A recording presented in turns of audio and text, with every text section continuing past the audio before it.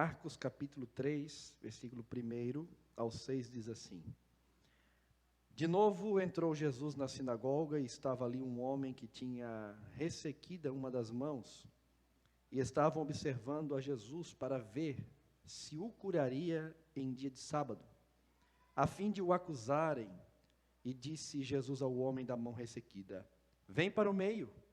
Então lhes perguntou: É lícito nos sábados fazer o bem ou fazer o mal? Salvar a vida ou tirá-la? Mas eles ficaram em silêncio. Olhando-os ao redor, indignado e conduído com a dureza do seu coração, disse ao homem: Estende a mão. Estendeu-a, e a mão lhe foi restaurada. Retirando-se os fariseus, conspiravam logo com os herodianos contra ele, em como lhe tirariam a vida. Versículo 7. Retirou-se Jesus com seus discípulos para os lados do mar. Amém. Oramos nesta noite. Pai Celestial, te damos graças, te louvamos por tua bondade, tua misericórdia, Senhor, sobre nossa vida. E nesta noite, mais uma vez, Senhor, sabendo, Pai, das nossas fraquezas, sabendo, Senhor, dos nossos pecados, sabendo, Jesus, de quão pequeno nós somos, Pai. Como está na tua palavra, menos que nada somos considerados diante de ti, Senhor. Mas estamos aqui, Pai, ó Deus, nesta igreja, neste local de culto, onde esta igreja reunida se torna, Senhor, a tua casa. Pai, que a tua presença, Senhor, continue aqui em nosso meio. Nada, Senhor, além da tua presença, Pai. Nada, Senhor, além da tua lei, da tua vontade, da tua verdade, é mais importante, Senhor, neste lugar.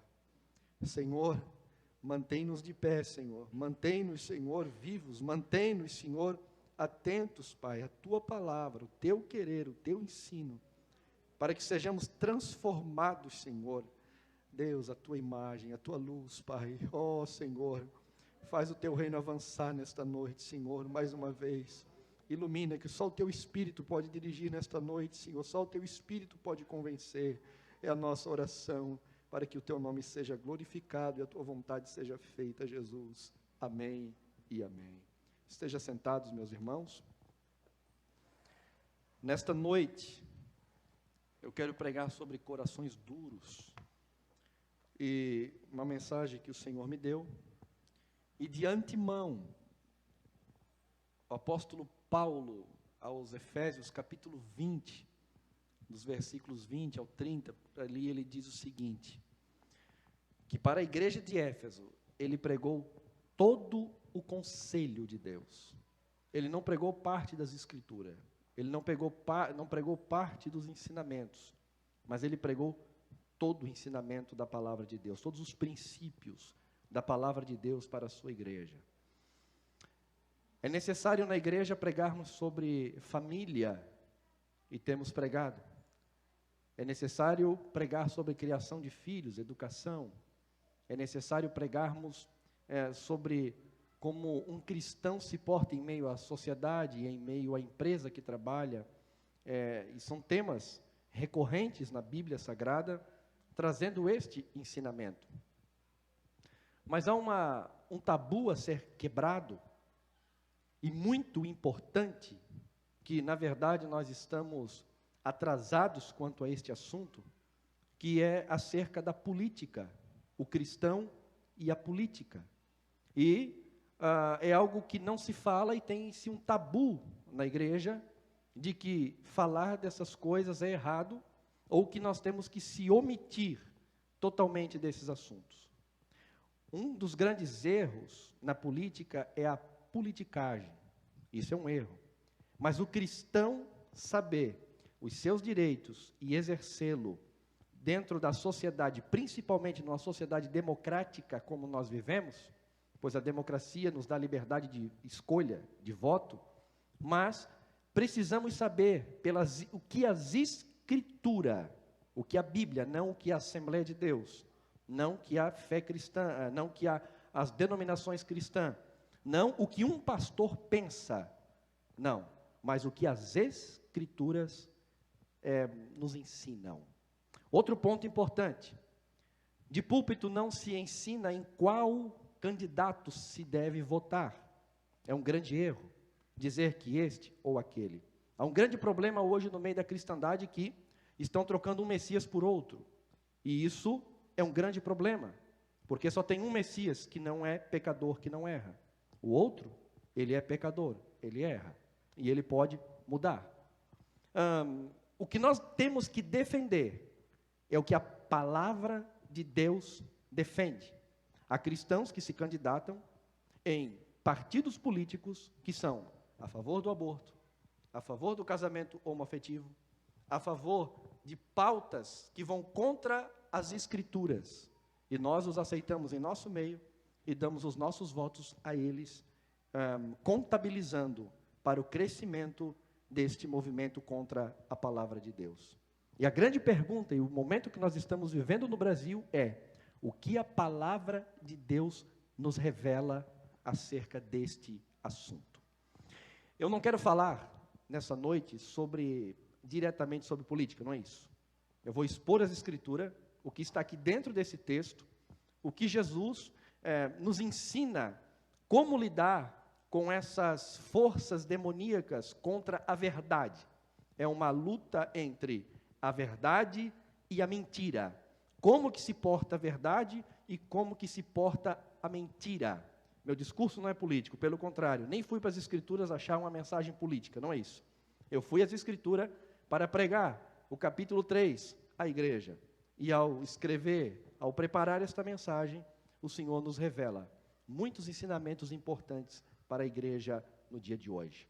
Em minha palavra, no dia de hoje, não estou defendendo nenhum homem, não estou defendendo nenhum partido, mas quero defender o conservadorismo, a palavra de Deus, a verdade, naquilo que a igreja do Senhor tem que estar alicerçada.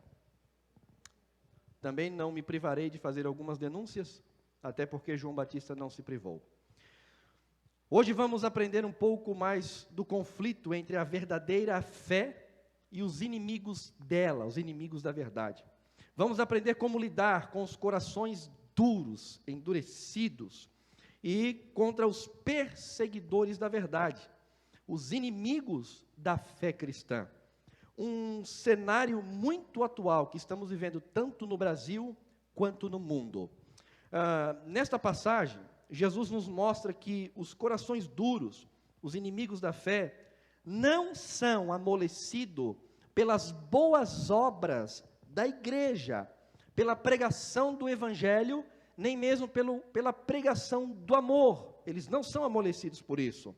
Jesus faz uma boa obra dentro do cenáculo, não infligindo a lei de Deus, da palavra de Deus, faz uma obra em amor, quando ele cura esse homem da mão ressequida, e o resultado que ele tem, não é uma adesão ao cristianismo, ou então uma defesa a Jesus Cristo, àquele que vem e faz boas ações. Não, pelo contrário, os homens os desejaram matar, desejaram que ele morresse. O ódio tomou conta daqueles que têm o coração endurecido, e jamais nós vamos convencê-los por nossas obras. Somente o Evangelho de Cristo, a palavra de Deus, é o que pode mudar um coração endurecido, como diz o profeta, que tiraria um coração de pedra e colocaria um coração de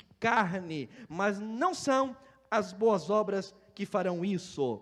Recentemente, há uma perseguição aqui desta igreja, a pessoas dessa região, fizemos um acordo de controlar o som e tal, para que melhorasse. Eu sou a favor de não perturbar os vizinhos, ok.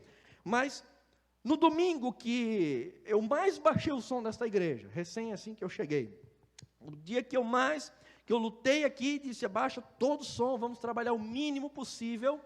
No outro dia, eu recebi uma mensagem grande deles, me acusando novamente de som alto. Conclusão: tudo que eles desejam é o fim da igreja. é o fim da pregação do Evangelho. E foi quando eu disse para eles, bom, o que vocês preferem então é que tenha uma jogatina nesse lugar, um baile funk, para que, não é todos que acontece isso, mas naqueles que acontecem brigas, mortes, vocês preferem então boates para pessoas virem se prostituírem, ponto de droga para que os jovens então possam se drogar, porque contra isso vocês não falam, mas nós estamos aqui tirando pessoas do mundo, tirando pessoas das drogas, do álcool, dando dignidade, ensinando a palavra de Deus, e vocês não toleram nada. O que nós podemos entender com isso? Jamais eles vão nos amar por nossas boas obras, porque o ódio do mal, o ódio de Satanás, o ódio do pecado contra a igreja do Senhor nunca cessará, sempre estará em evidência. Por isso que a igreja precisa aprender como lidar com todas essas situações. Nossas boas obras nunca conquistarão corações duros para Cristo, somente a pregação do Evangelho. Cristo curou visualmente, instantaneamente, um homem conhecido por eles. Não foi um milagre da televisão, não foi um milagre da mídia, onde pessoas são curadas de tal forma que os vizinhos ficam assim, mas eu conheço ele nunca foi doente dessa maneira. Bom, mas foi curado. E tantas mentiras que ouvimos nas mídias, as fake news de curas e milagres. Não, essa cura, este milagre foi ao vivo, foi instantâneo, foi presencial, mas mesmo assim, as pessoas não acreditaram, as pessoas não aceitaram, não amoleceram os seus corações. Por quê? Porque existe um grupo de pessoas demoníacas na terra, que não vão amar a igreja, sempre odiarão a igreja do Senhor. Entenda isso. 2 Timóteo 3, do 1 ao 9, Paulo vai dizer assim: sabe porém isto, que nos últimos dias sobrevirão tempos trabalhosos, porque haverá homens amantes de si mesmo, avarentos, presunçosos, soberbos, blasfêmios, desobedientes a pais e mães, ingratos, profanos, sem afeto natural, irreconciliáveis, caluniadores, incontinentes, cruéis, sem amor para com os bons, traidores, obstinados, orgulhosos, mais amigos dos deleites do que amigos de Deus, tendo aparência de piedade, mas negando a eficácia dela. Destes afasta-te, porque deste número são os que se introduzem pelas casas e levam cativas mulheres nécias, carregadas de pecado, levadas de várias concupiscências, que aprendem sempre e nunca podem chegar ao conhecimento da verdade. E como Janes e Jambres resistiram a Moisés, assim também estes resistem à verdade, sendo homens corruptos de entendimento e réprobo quanto à fé. Não irão, porém, avante, porque a todos serão manifestados os seus desvairos, como também o foi o daqueles. Entenda uma coisa: existe uma casta de pessoas no mundo que odeiam a verdade e a palavra de Deus. Jesus não omitiu de curar o homem, de fazer o bem ao doente, mas em meio a tanta hostilidade, o Senhor fez um grande milagre. O que é isso? Nenhuma hostilidade do mundo poderá conter o poder do Evangelho de Cristo. Nenhuma hostilidade do mundo vai poder conter a igreja do Senhor. Nenhuma hostilidade do mundo vai calar a igreja do Senhor, porque na igreja, nesses vasos de barro, estão, aleluia, o maior tesouro, ou está o maior tesouro, o Evangelho de Cristo, que é o poder de Deus para salvar o homem do inferno.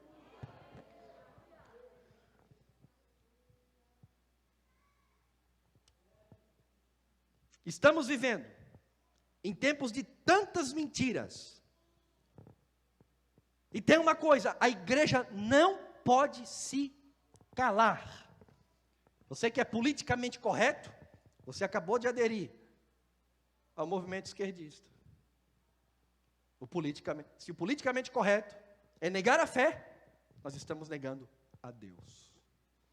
Neste texto, aprendemos no Evangelho princípios bíblicos e cristãos para esses dias de hostilidade que estamos vivendo.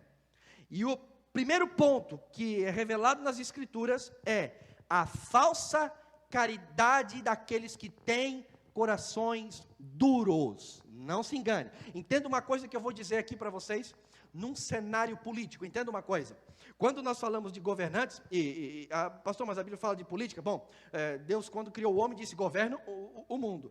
Cria, planta, bota ordem, ajeita tudo. Ali começou, já começa ali. Depois vem o próprio governo teocrático de Deus, mas os homens rejeitam, então Deus estabelece reis. Aí nós vamos ver vários nomes: Esther, Neemias, Daniel, José, e tantos homens que fizeram a diferença no meio político. Nós vamos ver também no Novo Testamento, João Batista enfrentando o rei Herodes, não só por ter tomado Herodias, a mulher de seu irmão. Vamos ver também João Batista falando de tantos erros morais que ele tinha cometido.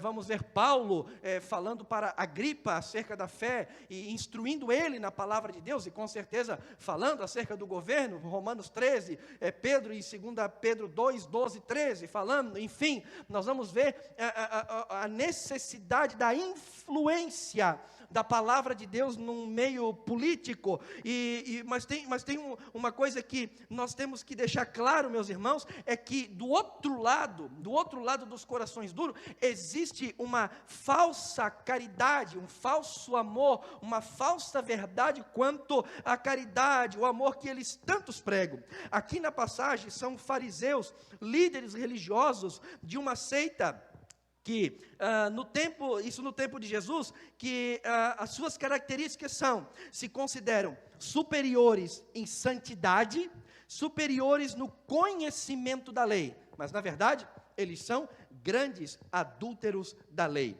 Em segundo lugar, os de coração duro se mostram piedosos. Quando querem usar da fraqueza dos indivíduos para como um meio de manipulação. Amados, há tanta falsidade no meio de pessoas de coração duro, que isso é impressionante. A roupagem deles é de piedade, mas na verdade não há piedade nenhuma. Há ali um monstro terrível de domínio, de autoritarismo. E o que eu queria dizer é o seguinte: quando nós pensamos hoje em direita e esquerda, existe uma coisa muito importante a ser pensado. Nós não temos que combater e protestar somente contra uma ala, contra a área progressista esquerda. Não, há também desvios na ala direita, até porque eu vejo isso como um globo, algo redondo. Quem está aqui no hemisfério, vamos dizer, aqui na esquerda e outro aqui na direita. O da direita, quando ele começa a se desviar, ele para na esquerda. Quantos governos que se tinham por direita, mas terminaram como autoritaristas,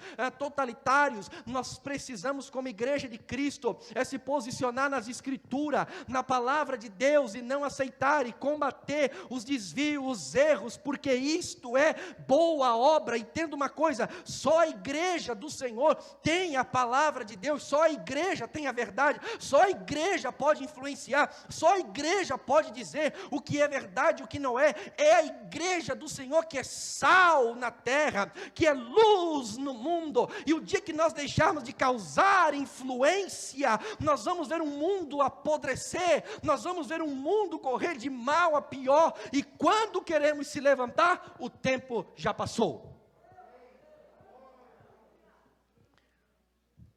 Há uma falsa piedade. Mateus nos revela aqui: aproveitaram a enfermidade do homem, lá em Mateus capítulo 12, versículo 10, que não está aqui em Marcos. Eles disseram assim: está aqui um homem com a mão ressequida, e aí, Jesus, o que é que se faz? Eles usaram da situação daquele homem para tentar Jesus. Veja bem, eles usaram da dificuldade de alguém para se promoverem.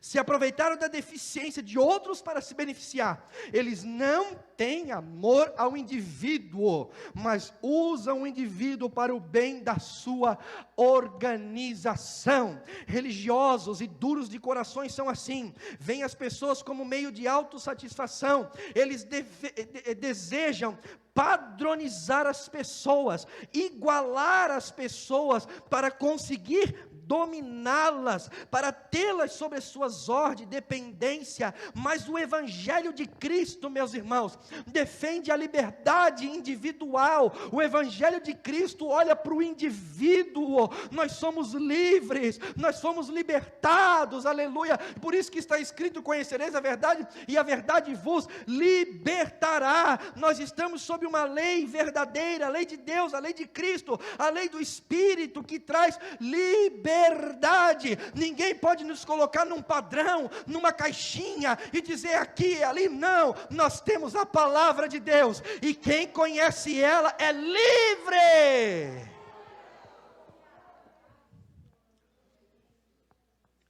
Todo sistema que tenta igualar ou cercear, tirar a liberdade é demoníaco. Amém? O homem da mão ressequida não era curado pelos fariseus, mas foi usado para atingir os objetivos do seu partido, porque era um partido religioso. Assim são líderes tiranos, prendem pessoas sob costumes doentios, para o seu próprio prazer. Aí Paulo vai dizer em Gálatas 2:20, que não deixe ninguém vos fazer ter por presa. Oh, meus irmãos, quantos líderes religiosos têm pessoas por presa? Nos Estados Unidos, há 20, 30 anos atrás, não lembro, um líder lá que se montou uma igreja, e ele tinha até um viés socialista, tinha tudo em comum, todo mundo comia junto, e uma coisa assim meia fora das escrituras. Ele chegou um dia e disse: Jesus mandou dizer para vocês tomarem, era cianeto. Quem sabe quem é cianeto? É um veneno. E foram mais de 500 pessoas, aproximadamente, que tiraram sua própria vida. Marido, mulher e crianças, todos, num só momento. E morreram na igreja, num só momento. Pessoas cativas, de homens, de religiosos, de tiranos. Deixa eu dizer uma coisa para ti, igreja. Oh, aleluia. Ninguém pode nos manipular, ninguém. Porque as escrituras, a palavra de Deus está em nossas mãos, e nós a conhecemos, e nós somos livres, aleluia, oh glória ao nome do Senhor. Não somos presas de ninguém, ninguém pode nos manipular. 1 João capítulo 3, o capítulo 2, versículo 20, me foge a memória um pouquinho aqui, o texto diz o seguinte: vocês não precisam de ensinadores, de professores, porque vocês conhecem a verdade. Quem tem a unção do santo conhece a verdade. Mais ou menos assim diz o texto. O que está dizendo? Não quer dizer que não temos que ter pastores, mestres, doutores, como está na Bíblia. Não. O que o texto está dizendo é o seguinte: olha, nenhuma verdade da Bíblia, nenhum ensinamento da Bíblia está obscuro àqueles que estão em Cristo Jesus. Não. Deus pode revelar ao mais simples criança, homem dentro da igreja, coisas profundas que teólogos nunca viram e nunca enxergaram. Por quê? Porque o Espírito Santo, que revela todas as coisas, habita em todos os crentes. Você crê nisso, meu irmão? Isso quer dizer que se você buscar a palavra de Deus, ler as escrituras, o Espírito Santo te ensina todas as coisas.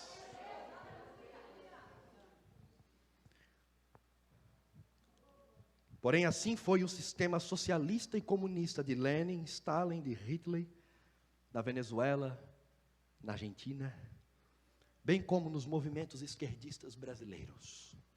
Usam a deficiência dos pobres, você já vai identificar, dos doentes e necessitados, para dominá-los, através da pobreza, da miséria, e desarmando-os, para nunca se defenderem,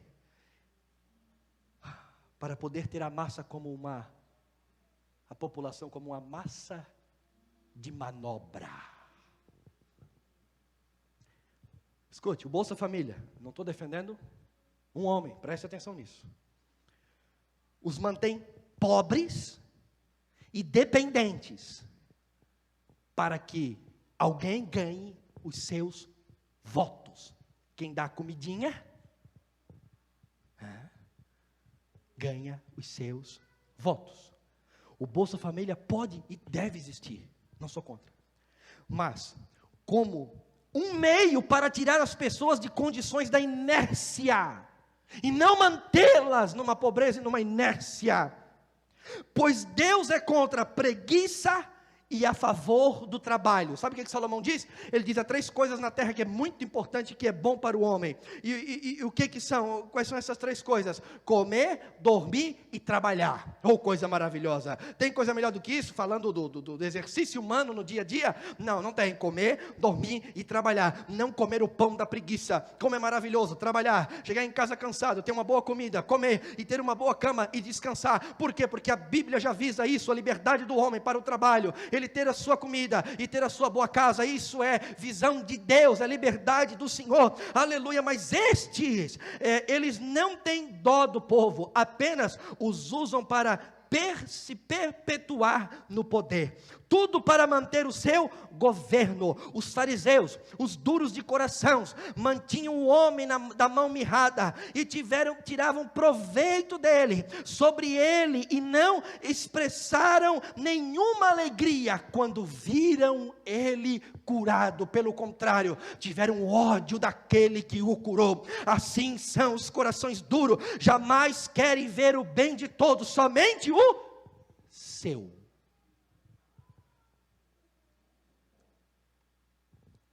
Paulo vai dizer em Filipenses capítulo 3, que o Deus dos falsos profetas é o seu ventre. O que vocês assistem por aí? O enriquecimento de muitos líderes religiosos, milionários, fazendas, jatinhos, tudo em nome da fé. Que fé é essa? Está no CNPJ, está no CPF, não, está no CNPJ, ok, mas o CNPJ daquele está atrelado com poderes legais e totais sobre todos os bens. Amados, os verdadeiros de Cristo estão expostos na Bíblia, e os falsos também estão expostos na Bíblia Sagrada. Eu e você não estamos atrelados a homens nenhum, nós estamos atrelados a Cristo, pela sua lei, pela sua palavra, pela sua verdade, e por isso ninguém pode e nos deve enganar. Eles estavam dispostos a matar o Messias, que estava trazendo o verdadeiro governo, do que aceitar com todas as provas realistas e não idealistas. As provas eram reais e eles conspiraram com mentiras. Existe uma grande diferença entre realismo e idealismo. Realismo e idealismo. Realismo é algo que já existe, está comprovado. Olha para trás para a história, está comprovado. Família é a instituição mais importante da face da terra, está provado. Todos os sociólogos provam isso. Somente aqueles que querem desfazer vêm com outras ideias, com ideais. O ideal para uma sociedade é assim, assim, assim. Nunca deu certo, não existe uma comprovação real. Então são idealistas, futuristas, eles não falam daquilo que é verdade. Porém, aquilo que é realismo revela exatamente, com comprovações, o que é verdade. Jesus tinha acabado de curar o homem, mesmo diante de tanta realidade, eles estavam querendo matar. Escuta, não é hoje assim no Brasil, meus irmãos. Não defendem um ladrão com discurso de salvador, defendem um partido que roubou o Brasil, chamando-os de herói. Isso é uma realidade, e muitos não querem, e muitos querem negar isso. O que é isso? É o espírito de fariseu, é o espírito do erro operando no mundo, quando a mentira se parece mais verdade do que a realidade. A igreja, nós não podemos cair nisso. No Brasil hoje se vive uma polarização, de um lado e outro de outro. As pessoas estão se dividindo, direita e esquerda, conservadores e progressistas. O grande perigo disso é se esquecerem das escrituras. Já tem crente militante da direita, de uma forma que, se preciso for, quer pegar em armas, quer destruir tudo, quer matar tudo. Não, meus irmãos, não é por aí o caminho. Nós devemos sim ir para as ruas falar por meio do direito, da forma legal, ok, mas nós temos aqui a palavra, as escrituras, e é por isso que hoje eu vim aqui para pregar isso para vocês, porque há uma guerra já instalada no Brasil. Que guerra é essa? Direita, esquerda, e o povo cristão, muitas das vezes, não sabe se posicionar.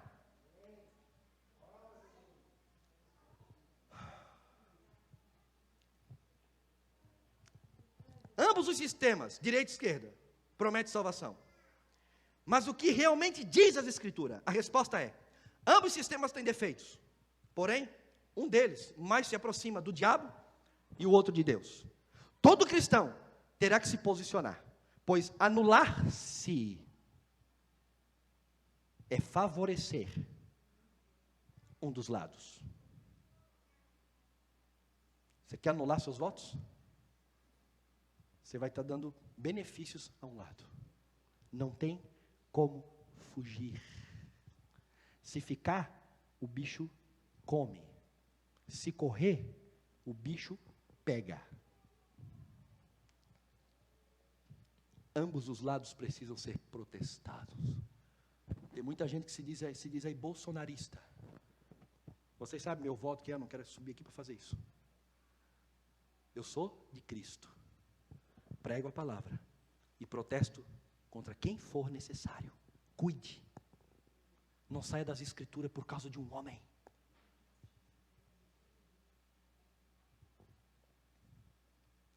Não mudei de lado, não. Essa é a verdade. Em terceiro lugar, esses de coração duro usam da mentira para perverter a verdade. Então, eles usam da mentira para perverter a verdade. Isso Paulo chamou de, no versículo 8, de operação do erro. Os fariseus usaram da mentira para perseguir Jesus. Não era verdade que não se podia curar no sábado. Ele tem que ser morto, porque ele fez um milagre no sábado. Não está isso na lei. Isso não é verdade. Eles acrescentaram a lei e disseram que não podiam nem mesmo carregar um doente até as 6 da tarde. Podia estar ali quase morrendo, só se fosse caso de morte mesmo. Mas está ali gemendo de dor, cheio de problema. Tem que ir no médico, levar para o médico, fazer alguma coisa. Não, espera, porque não deu 6 horas. Espera aí, sofre aí, miserável. Não podia levar. Isso está na lei de Deus? Não. A lei de Deus não dizia isso. Eles acrescentaram. E eles disseram, esse aí que curou no sábado, ele infringiu a lei. Ele não infringiu a lei. Ele infringiu aos fariseus, mas não a lei de Deus. Ele veio e cumpriu toda a lei com perfeição, e disso não temos dúvida.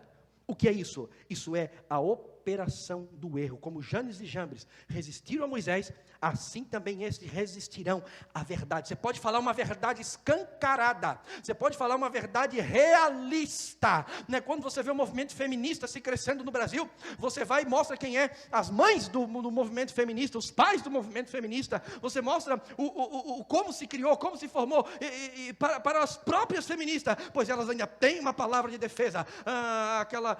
Como é que é o nome dela, de Beauvoir, o primeiro nome dela? Simone de Beauvoir, uma mulher terrível. Sabe o que ela fazia com Sartre, com outro parceiro dela, que era um filósofo da época? Ela aliciava crianças, meninas de 13, 14 anos, de menores, e trazia para a cama dele, para que ele tivesse relações com ela, fazer experimentos, para entender algumas coisas. Essa mulher é a inventora, é a mulher que iniciou, encabeçou o movimento feminista, e defendida por aqueles que são do partido esquerda, daqueles que são da esquerda brasileira. Ovacionam ela, ovacionam Sartre, e não sabe nem, ou sabe, mas tornam essas sujeiras, essa podridão em algo bom para a sociedade. Não, meus irmãos, nós temos a luz de Cristo, e sabemos que é obra de Satanás, do diabo, e não aceitamos essas coisas. Hoje em dia as fake news são tão fortes, e dos dois lados, que parecem verdades. Esses dias um irmão me mandou, inocente, claro. Bolsonaro diz que agora, 31 de outubro, é o dia do Evangelho no Brasil. Já ouviram isso? Quem ouviu isso, levanta a mão. Vocês não receberam esse postzinho? Eu recebi. Aí eu falei, meu irmão, revê isso aí, porque quem botou o dia do Evangelho no Brasil, 31 de outubro, foi a Dilma Rousseff. Não sei como, mas foi.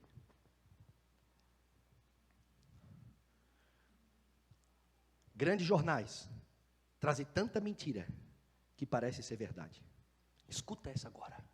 A revista Abril, neste mês que passou, divulgou uma pesquisa que o homem mais indicado para acabar com a corrupção do Brasil, está lá, só pesquisar. Sabe quem é? O senhor excelentíssimo Luiz Inácio Lula da Silva. Sabe o que eles fizeram? Chamaram eu e você de palhaço.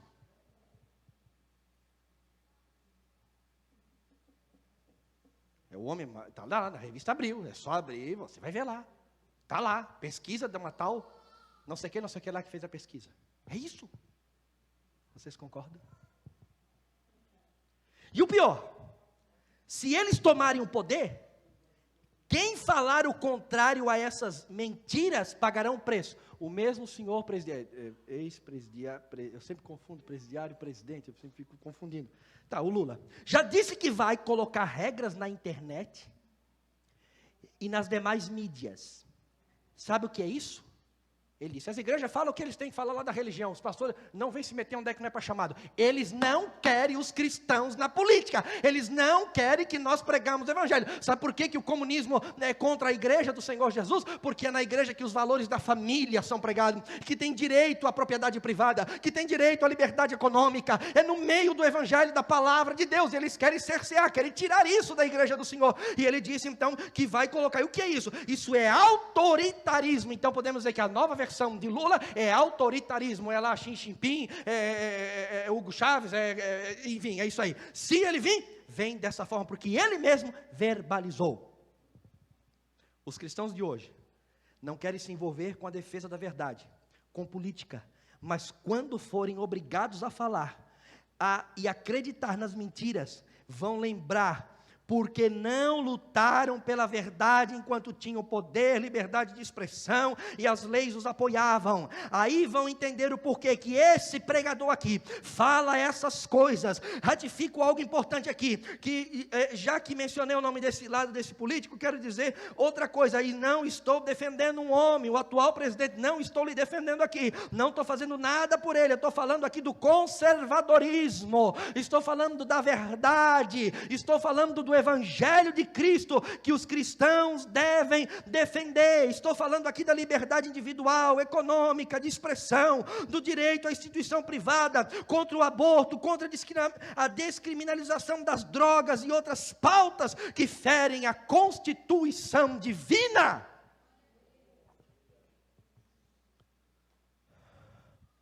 Querem nos calar por conta do politicamente correto. Não acho politicamente correto falar sobre isso. Ah, é? Escuta eu, por favor. Eu, Giliardi, sou sim politicamente correto, mas diante das leis divinas e não humanas. Seja politicamente correto com o mundo e automaticamente serás politicamente incorreto com a lei de Deus. Como disse Pedro, melhor é agradar a Deus do que aos homens. Obedecemos às leis, às autoridades? Claro que sim. O próprio Pedro fala, 1 Pedro 2, 13 e 14. Paulo, Romanos 13, do 1 ao 7. Com certeza. Devemos ser o exemplo. E tem mais uma coisa. Se o ex-presidiário subir e ser o atual presidente, nunca mais devemos verbalizar isso. Devemos ter respeito a ele. Quando no exercício. Não por causa da pessoa, mas por causa da função. É o que a Bíblia manda a gente fazer. Só tem uma coisa, quando eles querem que nós pecamos contra a palavra de Deus, não. Primeiro obedecemos a Deus, para depois os homens.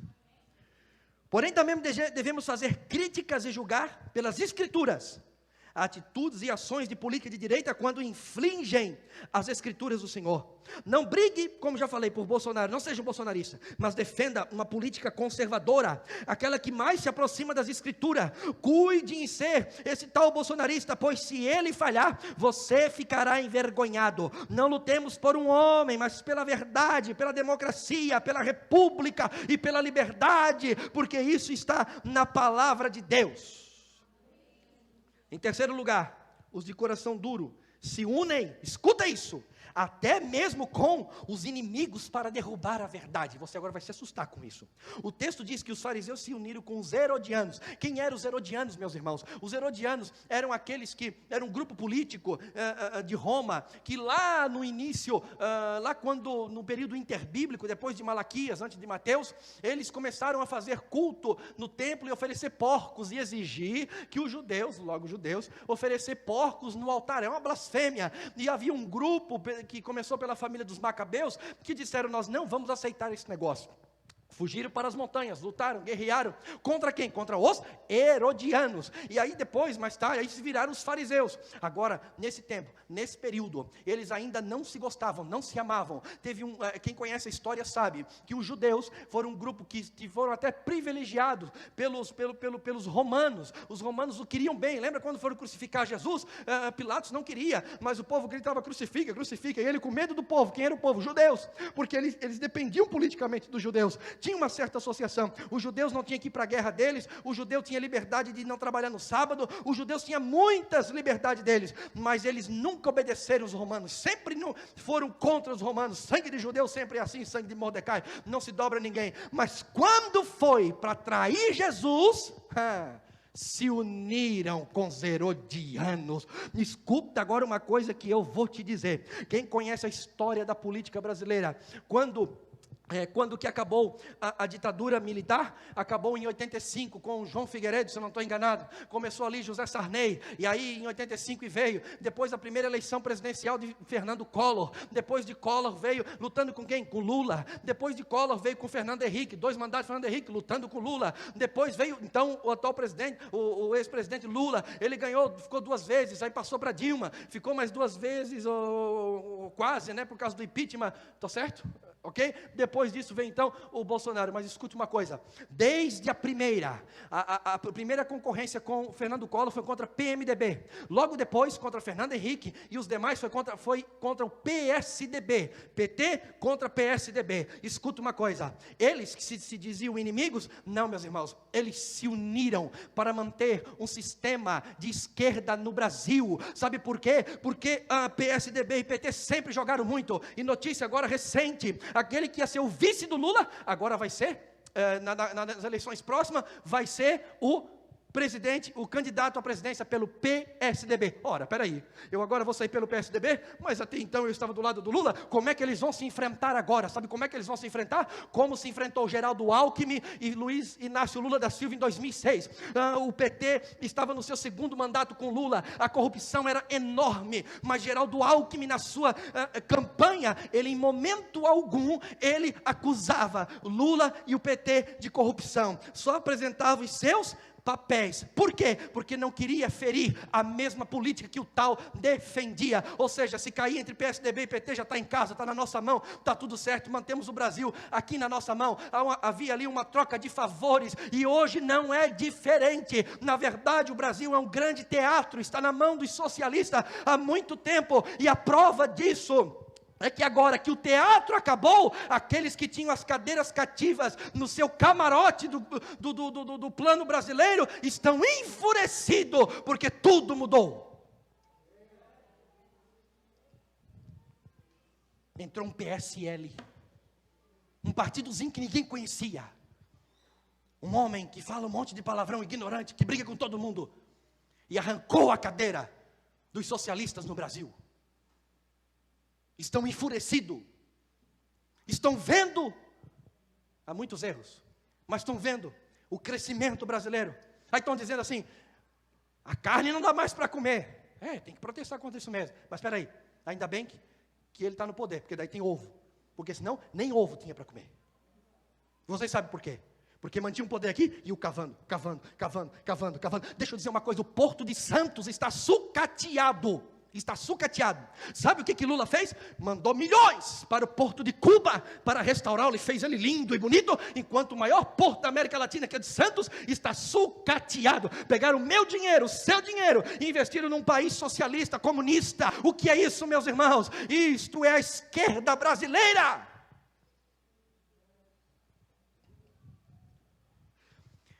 Escuta o que eu vou dizer agora. Para você que está assustado, enquanto eu estava escrevendo essa mensagem, a minha esposa estava em aula na faculdade de psicologia, e uma professora convidada, posso falar? Uma professora convidada estava dizendo assim, em alto e bom som: eu sou comunista, E eu vou lutar para colocar os princípios comunistas dentro das faculdades e das escolas, porque é nisso que eu creio. Eles pregam, em qualquer púlpito que eles têm, eles pregam, e nós queremos se calar por causa do politicamente correto. Não! Enquanto podemos, vamos pregar o Evangelho de Cristo. Não vamos defender partido, não vamos defender homem, mas vamos defender a palavra de Deus, vamos defender a verdade de Cristo, vamos defender aquilo que está nas Escrituras, pelo poder que temos, vamos fazer a obra do Senhor.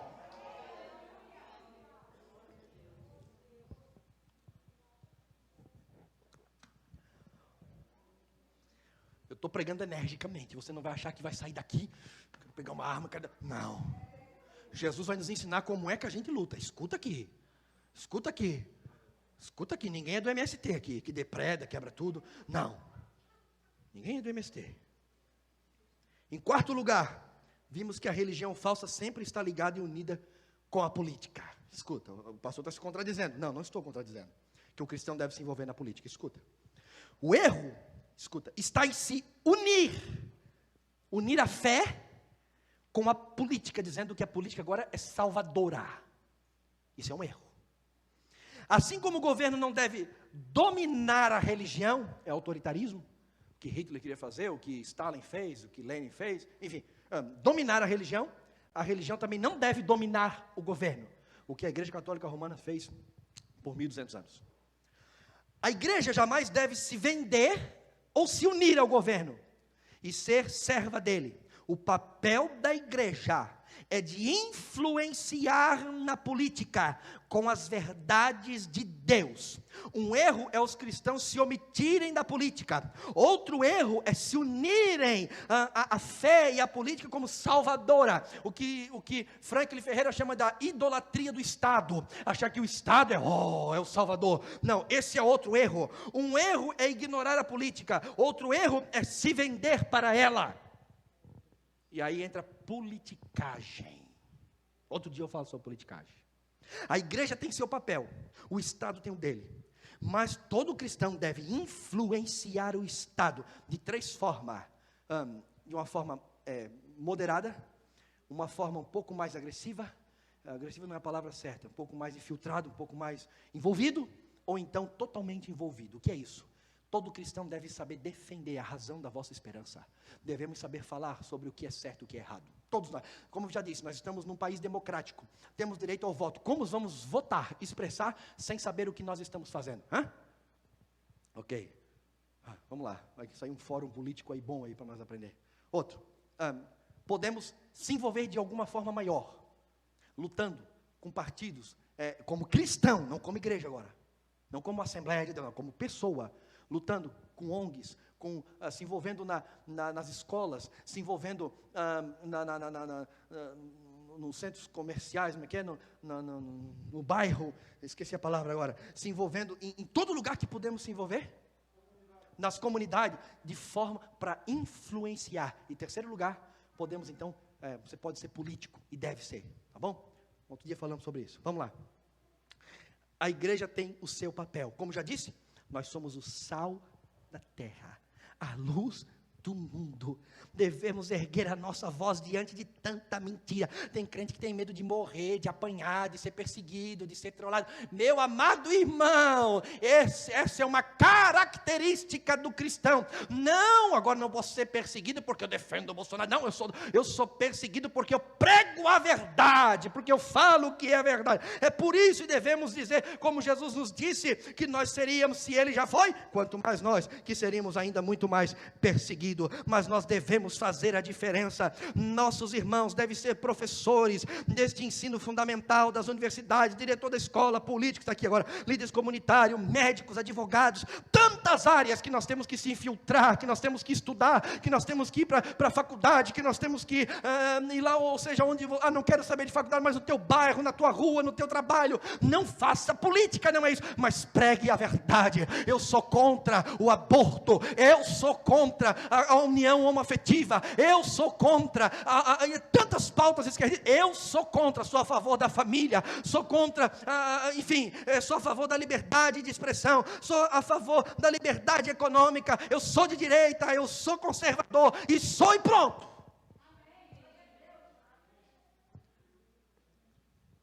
Sabe o que eles dizem? Isso é discurso de ódio. Meu irmão, na internet, na televisão você vê manifestação dos conservadores e manifestação dos progressistas. Pronto. Acabou. Acabou. Sabe, minha filha fez uma postagem dessa, todo mundo lá, no 7 de setembro, não sei, alguma coisa assim. Aí outro MST, depredando igreja. Um menino lá, mas fala um monte de palavrão para ela. Vamos lá e bloqueamos, ok? Quem é que faz discurso de ódio? É ela e mostrar uma realidade? Ou foi um menino chamando de filho, mandando tomar, e bem, foi longe? Adolescente. Não, eu não quero me envolver com isso. Adolescente.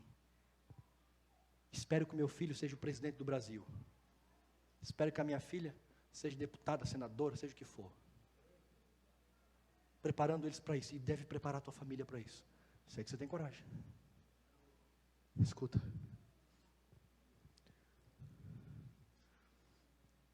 Em todas as áreas devemos influenciar.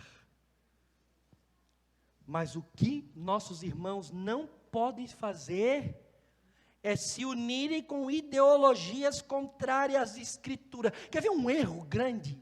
Vê um irmão aqui que é candidato. Aí ele vem, e se ele é candidato, ele vem aqui pedir voto. Aí os irmãos olham para ele, nunca traiu a mulher, nunca sabe de nada, nunca tem escândalo, vou votar nele. Qual o partido dele? PSDB. Aí vai lá e vota. Votou em quem? Votou em pautas a favor do aborto, casamento homoafetivo, o fim da família, descriminalização das drogas. Recentemente, uma que é deputada, né, federal, teve que pegar lá o governador do Rio Grande do Sul, né, que não é segredo de ninguém que ele é homossexual, isso é problema dele, tudo bem, não temos nada contra a pessoa dele, contra o pecado sim, mas contra ele não. E ela pegou, ergueu e disse, esse será o presidente do Brasil. Ela seria apoiada pela nossa convenção. Na hora, foi cortada, acabou. Lamentamos muito, pessoas que nós conhecemos. Ela foi obrigada a fazer, presidente do partido de Santa Catarina.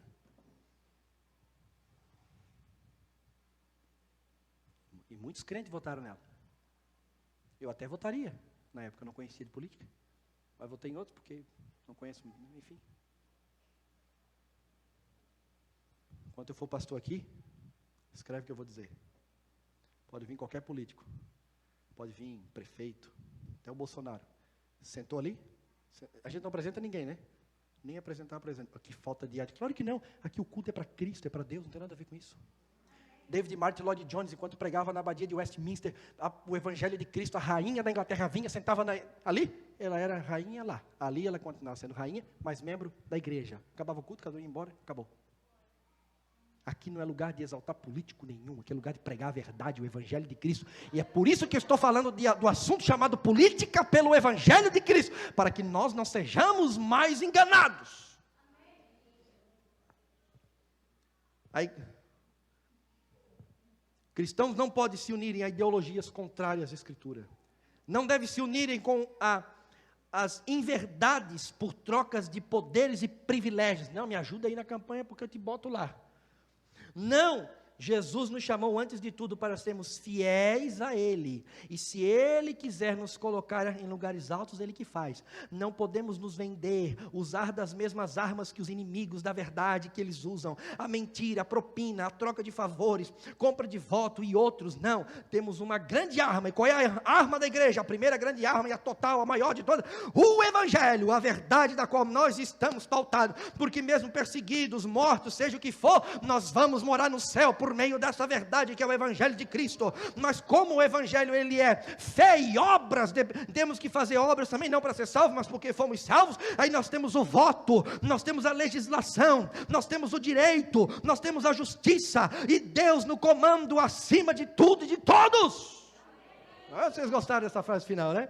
Mas não devemos nos eximir da nossa responsabilidade como cristão, aleluia, como cristão e como homem, como mulher, como pessoa nesta sociedade. Porém, meus irmãos, a religião, ou os religiosos que se unem com a politicagem, com a troca de favores, com os benefícios do engano, são falsos, e os falsos sempre estarão unidos com os inimigos. Precisamos de políticos cristãos que defendam a verdade a todo custo.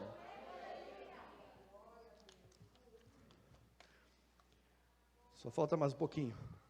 Quinto ponto: a igreja não pode se omitir diante da verdade. Exemplos de Jesus diante da dureza de coração. A solução, escute: não se omitir diante da verdade. Jesus, mesmo sob risco, que ele corria risco, não se omitiu da verdade. Chamou o homem para o meio e o curou na frente de todos. Pior que o avanço do mal é a omissão do bem. Gálatas 6, 9 e 10.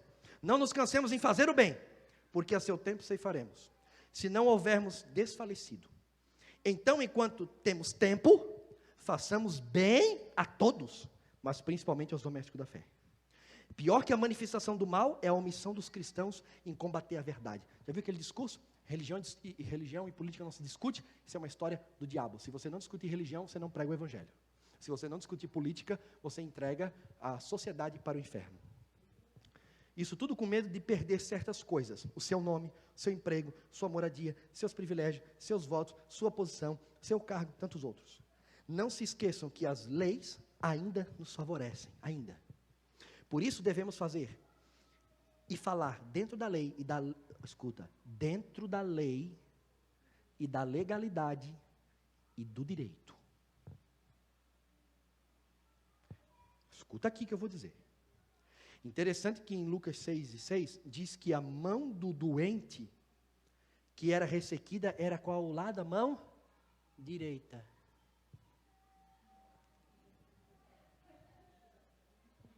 Sei por que era a mão direita. Os opositores nunca querem que que a mão direita seja restabelecida. Nossa luta não é contra carne nem sangue, certo? Agora você vai aprender algo maravilhoso aqui. Escuta hoje, nós vamos até meia-noite, mas escuta isso. Se tivesse mais um amém, nós ia. Como não teve, nós vamos parar às 9. Olhe para cá, como lidar com isso. Aprendemos também em Mateus 12:15 que devemos evitar lutas corporais. Isso não é para o cristão. Guerras sempre que possível. Escuta isso. O texto diz que Jesus fugiu. Tá bom? Jesus fugiu. Se teu coraçãozinho enche de ódio pelos progressistas, você não aprendeu com Jesus. Nós não temos ódio da esquerda. Nós não, das pessoas, do movimento, sim, da ideologia, sim, mas das pessoas, não. Aprendemos aqui com Jesus, escuta. Não, mas também nós não somos pacifistas. Sabe de onde é que veio a ideia do pacifismo? Veio do movimento hippie. Vamos fumar, beber e fazer sexo à vontade com quem a gente quiser, ao invés de fazer guerra.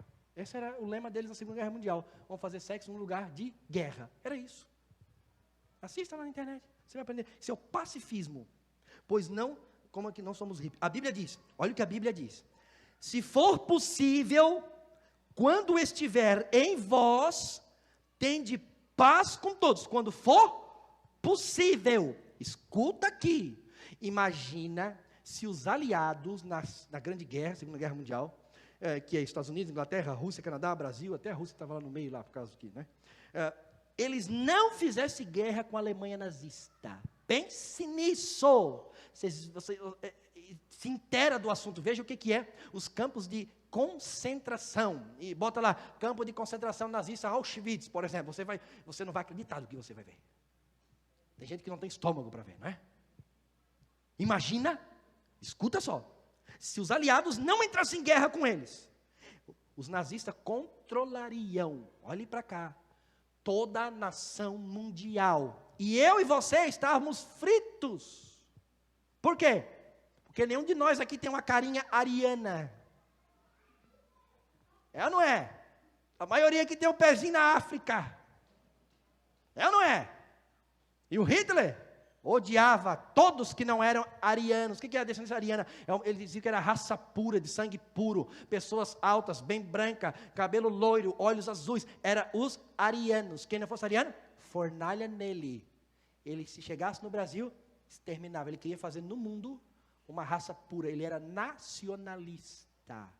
Imagina se não tivesse guerra. E tem gente que é pacifista. Pastor, tu é a favor da guerra? Não, a Bíblia diz que quem deseja guerra, o mal, não vem de Deus. Mas quando é para defender. Mas Êxodo 20 diz, não matarás. O texto diz, não assassinarás. Essa é a tradução, né? Está lá, não matarás. Mas é a tradução, não assassinarás. Agora, Êxodo 22 diz que por defesa legítima, pessoal, se pode. Pegou? É a Bíblia? Por que a esquerda faz o desarmamento? Vocês já ouviram falar no decálogo de Lenin? Quem já ouviu o decálogo de Lenin? Levanta a mão. Decálogo de Lenin, está ali. Eu vou pregar outro dia aqui e mostrar o decálogo de Lenin. É 2 Timóteo 3, do 1 ao 9, é o decálogo de Lenin. O que ele fez? 10 pontos para tornar um país socialista, comunista. Um deles, depravação dos jovens. Outro, roubar o próprio país. Terceiro, desarmamento, para que ninguém possa... Vai na Venezuela, vê se o povo lá consegue... Com o que eles lutam? Com pedra. Faz lá um coquetelzinho molotov. Não consegue se defender. Por quê? Todos desarmados. Franklin Ferreira diz que quando Deus se ira com uma nação, tira dela todas as armas. Como assim, pastor? Toda vez que Israel era tomado pelos inimigos, o povo inimigo, a primeira coisa que fazia era tirar as armas de Israel. E eles ficavam agora à mercê dos povos inimigos. Você é a favor do desarmamento? Estou dizendo que eu sou a favor de armar todo mundo aí também. Calma lá. Estou dizendo o que a Bíblia diz. O texto diz, se possível, os aliados tentaram de tudo para manter a paz. Sabia com a Alemanha? Tentaram de tudo. O chanceler, o primeiro-ministro da Inglaterra, Neville Chamberlain, foi em 1938 na Alemanha e assinou com Hitler um tratado que ficou conhecido como o Tratado de... O que mesmo? Um tratado de Munique, de não agressão. Você não vai invadir a Polônia. Aí ele diz, tudo bem, me dê só uma parte da Tchecoslováquia e o resto eu não vou invadir com ninguém. Tiveram que ainda botar pessoas à mercê daquele imundo para ele não fazer guerra no mundo. Ele assinou, mas não cumpriu. Em 1939, dia 1º de setembro de 1939, invadiu a Polônia. E não parou. Invadiu a França, invadiu a Holanda e foi invadindo. E então declararam guerra, porque ele não ia parar. Assinou o tratado com Stalin, não vou invadir a Rússia. Em 42, se eu não me engano, invadiu a Rússia. Se não houvesse guerra, nós tínhamos sido usados para experimentos nazistas. O que Jesus está ensinando? Que não vamos vencer por meio da força humana, pois não é desta maneira. Escuta o texto, olha o que o texto diz aqui. Olhando-os ao redor indignado e conduído com a dureza de coração. Amados, e aí o versículo 7, retirou-se Jesus com seus discípulos. Jesus lutou para não ter guerra. Jesus fugiu deles o possível. E é isso, nós não vamos vencer pela briga, pela luta, pelo braço, pela faca, pela arma. Não, nós não vamos vencer. Mas pastor, você está falando que nós podemos se armar, que uma coisa tem nada a ver com outra, defesa pessoal outra coisa, mas nós não vamos avançar por meio da guerra. A guerra é defensiva e ela não é ofensiva. E isso é para o governo fazer. Entenda isso, nós lutamos com as armas espirituais para vencermos, e vamos fugir o que for necessário, não de falar a verdade. Jesus não fugiu, Jesus chamou o homem para o meio, vem aqui, botou o homem aqui, curou o homem, mas depois ele fugiu para evitar uma guerra, e esse é o posicionamento cristão. Nós não vamos se omitir, nós vamos para o meio. Que meio? Vamos para onde for, política, sociedade, aonde for, vamos falar a verdade, não vamos negar a verdade, e quando for possível, foge. Não vai para frente do MST enfrentar eles, não vai. Diferente do que vimos do lado progressista. Seus discursos é de paz, mas suas manifestações são de guerras, depredações, pichações, ameaças. Não somos comunistas, que impomos nossa ideologia e fé, crenças e verdades. Não fizemos isso por meio da força, de guerrilha. Parece que teve uma mulher que foi bem sucedida no Brasil, que ela foi guerrilheira, e botaram ela em algum cargo aí meio importante. Não estou bem lembrando. Anita Garibaldi.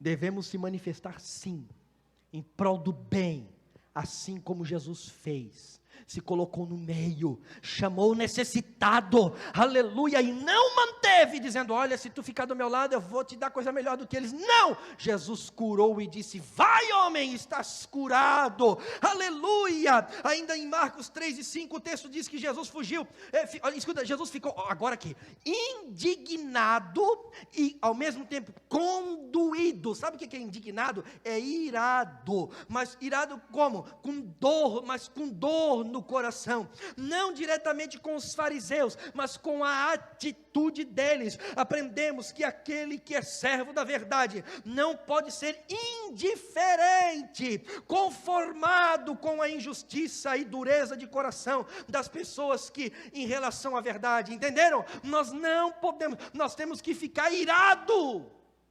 Segura o violão um pouquinho. Hoje nós vamos passar 10 minutinhos só. Que isso, pastor? A Bíblia diz não a Bíblia diz não ireis? Não, a Bíblia diz irai-vos, mas não pequeis.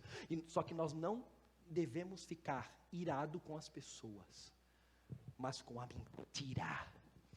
Com as pessoas, igual Jesus, condoído no coração. Aprenderam? Vocês não vão fazer discurso de ódio contra as pessoas?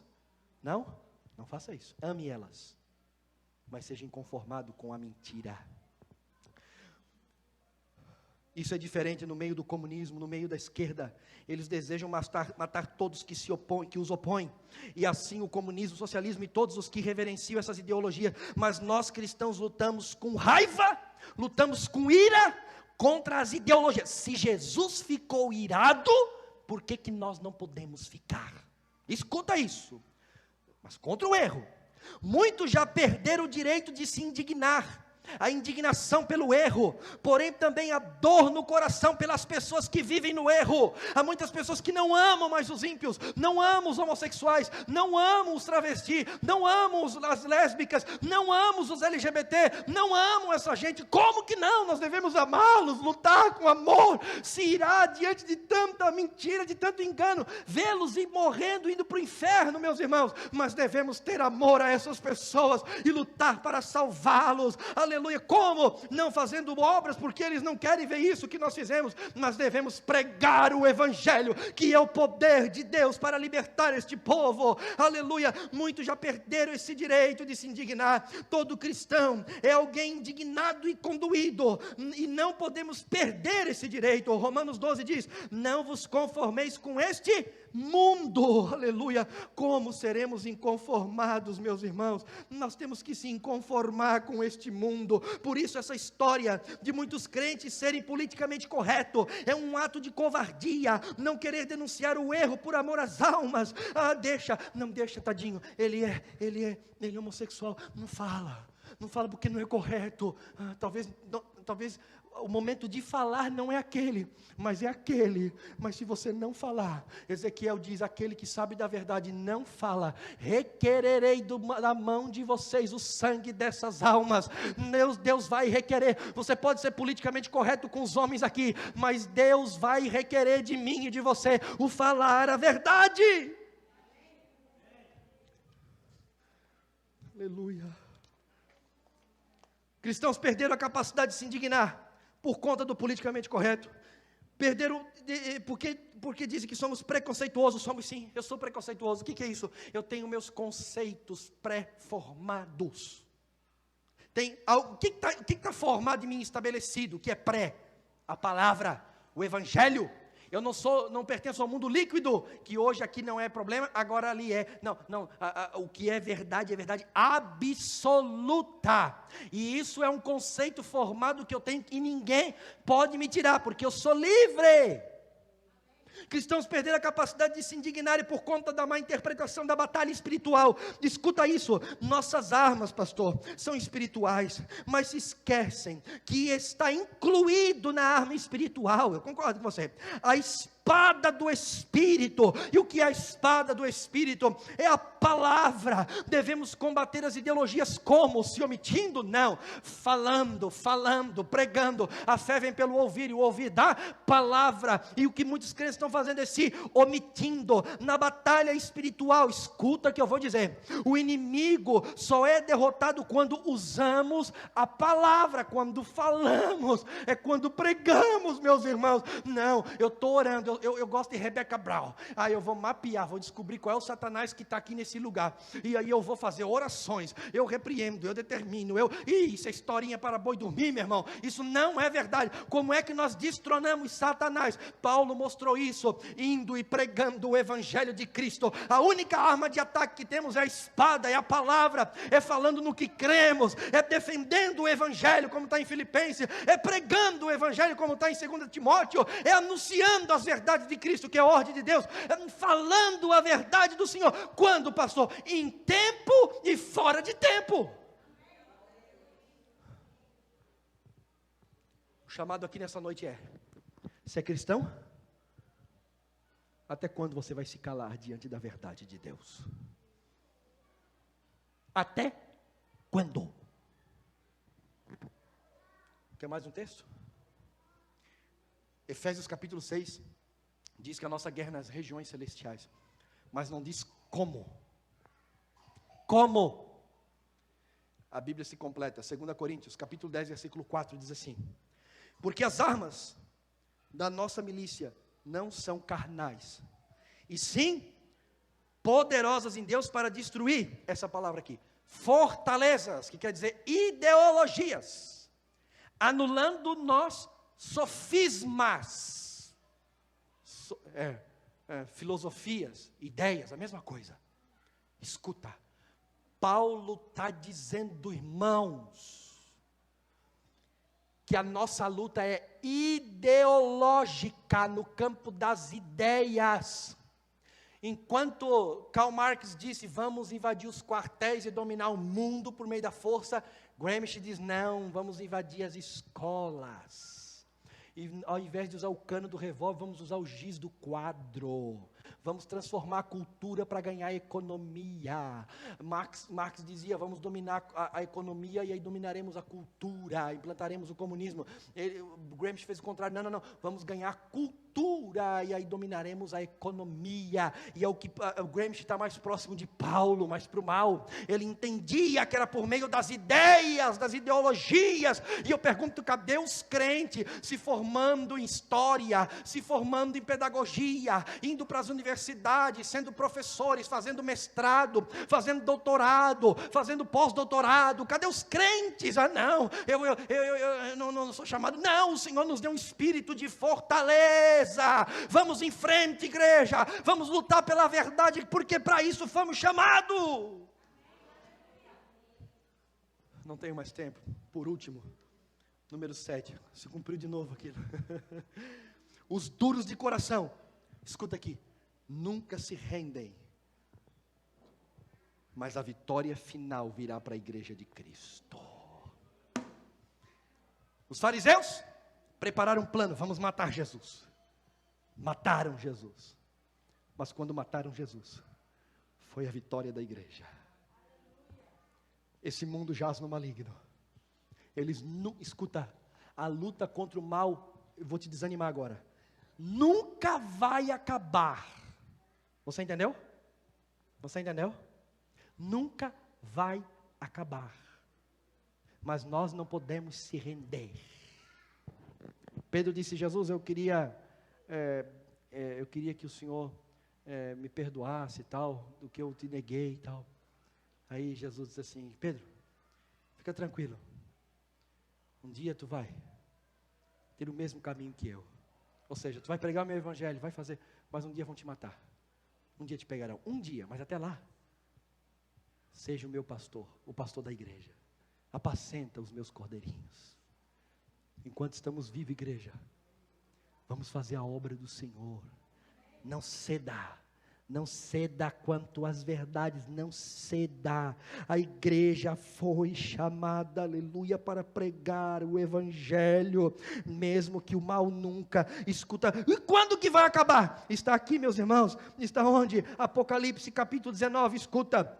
Uma leitura rápida, escuta aqui, quando será a vitória da igreja? Está aqui, quando João viu o céu aberto, e eis um cavalo branco, e o seu cavaleiro se chama Fiel e Verdadeiro, e julga e combate com justiça, os seus olhos são como chama de fogo, na cabeça dele há muitos diademas, tem um nome escrito que ninguém conhece, e a não ser ele mesmo, está vestido com um manto encharcado de sangue, e o seu nome é o Verbo de Deus. O exército do céu o seguiam, montados num cavalo brancos e vestido de linho fino, finíssimo, branco e puro, da sua boca saía uma espada afiada, para com ela ferir as nações, ele mesmo as regerá, com cetro de ferro, e ele mesmo é o que pisa o lagar do vinho do furor da ira do Deus Todo-Poderoso. No seu manto e na sua coxa está escrito o nome Rei dos Reis, Senhor dos Senhores. Então vi um anjo posto em pé no sol, ele gritou com voz forte, dizendo a todas as aves que voam pelo meio do céu: venham, reúnam-se para a grande ceia de Deus, para comer carnes de reis, carnes de comandantes, carne de poderosos, carnes de cavalos e seus cavaleiros, carne de todos,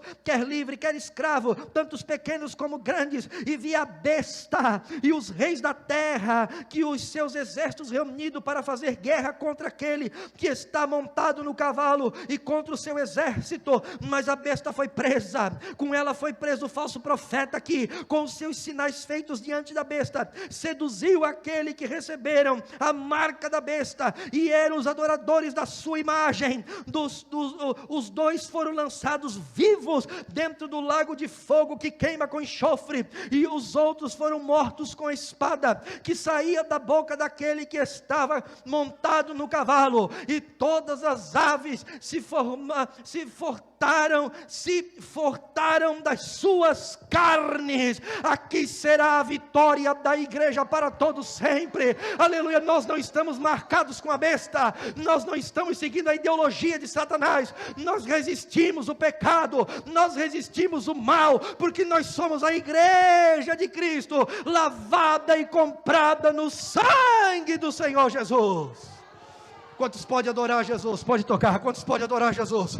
Quantos querem ser, aleluia, fazer parte do homem do cavalo branco? Quantos querem fazer parte de Cristo? Aleluia, aleluia. Então defenda a verdade, defenda o evangelho, defenda a Bíblia, defenda a palavra de Deus. Essa é a posição da igreja de Cristo. Vamos orar nessa noite, Pai Celestial. Ora, igreja, ora, peça poder. Peça poder agora na oração. Peça poder, porque para resistir o mal, meu irmão, cada vez vai ficar mais feroz ainda. O ódio dos corações duros vão crescer contra nós. Aleluia. Mas nesta noite vamos orar e pedir: Deus, nos capacita de tal poder, de tal inteligência. Abre a nossa mente, Senhor. Abre a nossa mente para compreender o Teu Evangelho. Abre a nossa mente para compreender a verdade. Abre a nossa mente, Senhor, para não sermos calados com este mundo, não sermos omissos. Não, Senhor, não nos deixe fazer parte, Senhor, deste mundo satânico, daqueles que estão em 2 Timóteo 3, do mundo novo. Não, mas que nós, Senhor, aleluia, verdadeiramente sejamos sal da terra, mesmo que temos que ir para a fogueira, sejamos luz do mundo, nem que seja queimando na fogueira, mas que nós podemos pregar a verdade, o santo evangelho de Cristo, para que o Teu nome, o nome daquele que é o Rei dos Reis,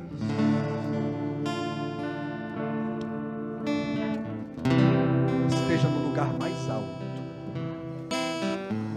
Toma aqui o nosso sangue, se o Senhor quiser, a nossa carne, mas a verdade nós não deixaremos de anunciá-la, pelo poder do nome, da